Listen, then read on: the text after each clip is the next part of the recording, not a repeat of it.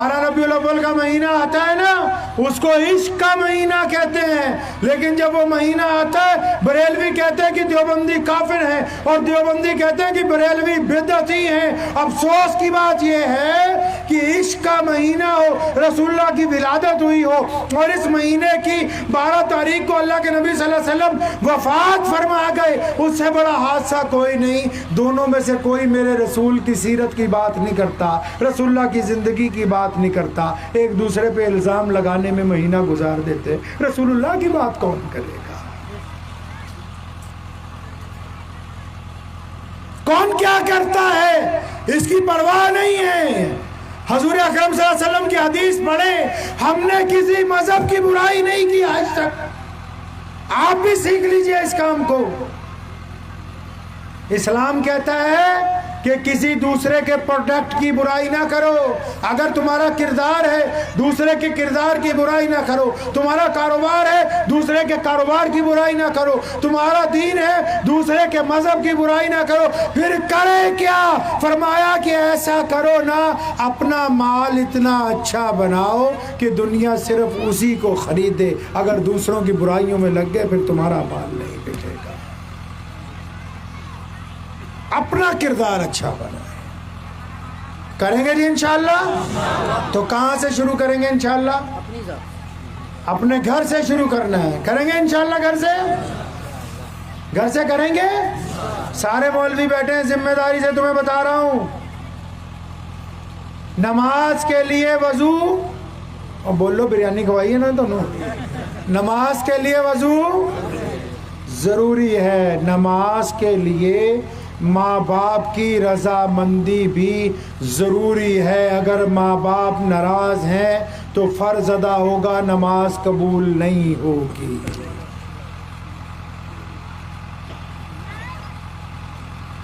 कौन कहता है कि नमाज इबादत के लिए बनी? कुरान ने कहा लअल्लकुम तत्तकून, फरमाया इसलिए नमाज पढ़ा रहे ताकि तुम मुत्तकी बन जाओ, अच्छे बंदे बन जाओ। अच्छा किसके लिए बनाना है? मार्केट के लिए नहीं, नहीं, नहीं। अपने माँ बाप के लिए अच्छे बनो, अपनी बीवी के लिए अच्छे बनो, अपने बच्चों के लिए अच्छे बनो, अपने पड़ोसी के लिए अच्छे बनो, राहगीरों के लिए अच्छे बनो, जिनका तुम्हारी ज़ात से मामला है। अब कहते हैं हमने अच्छे नहीं बनना है, नमाज पढ़नी है। ऐसी नमाज मुंह पे मार दी जाएगी जो आपको बुराइयों से ना रोकती। एक छोटा सा थर्मामीटर और बताता जा रहा हूँ तुम्हें।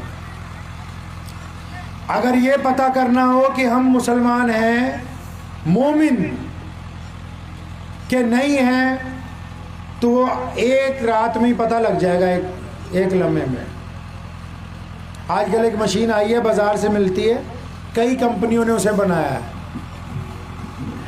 तो सारे इंसानों के लिए, लेकिन उस मशीन को हम अपने तरीके से भी, अब जैसे कालीन है, लोगों ने बनाए हैं बिछाने के लिए, कोई इस पे नाच रहा है, हम इस पे नमाज पढ़ रहे हैं, है ना।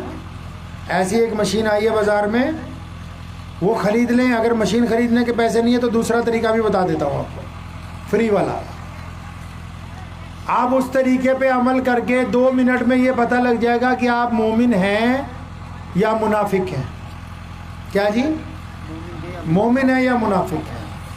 और ये तरीका मैंने नहीं बनाया, ये भी हज़ूर सल्लल्लाहु अलैहि वसल्लम के घर से मिला है।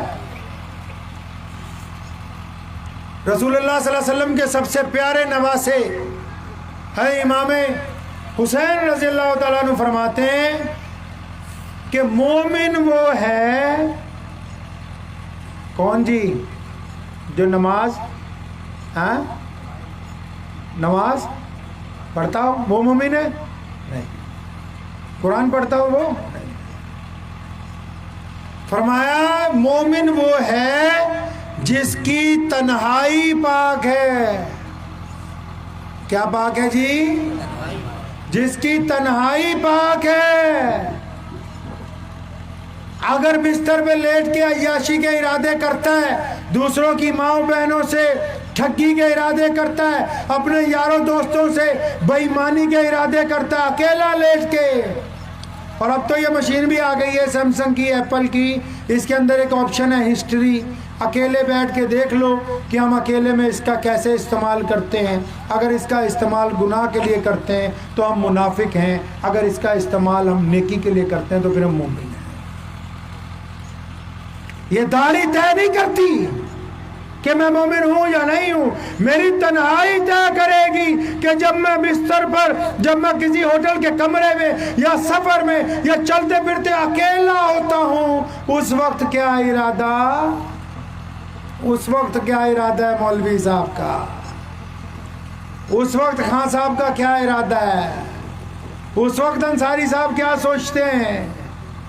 اگر وہ سوچ پاک ہے تو آپ ایمان والے ہیں، اگر وہ سوچ نہ پاک ہے تو ابھی آپ مومن نہیں بنے.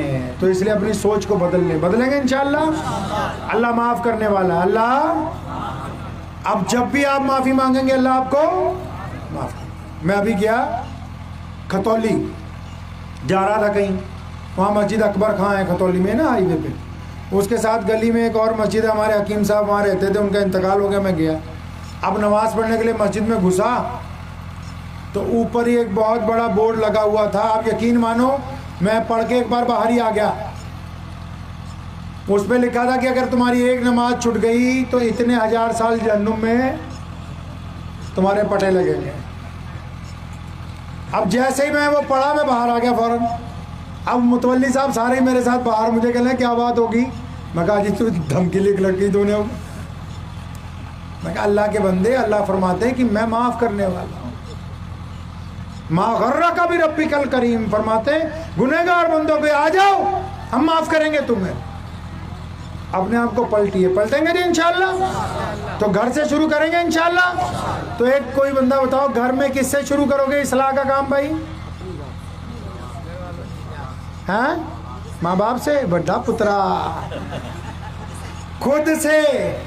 کل بھی میں نے مانسا میں ایک سے پوچھا، میں کہا کس سے شروع کرو گے؟ کہنا میں اپنی امی نے. میں واہ پترا تو ماں نے سدھارے گا پہلے خود سدھرنا ہے.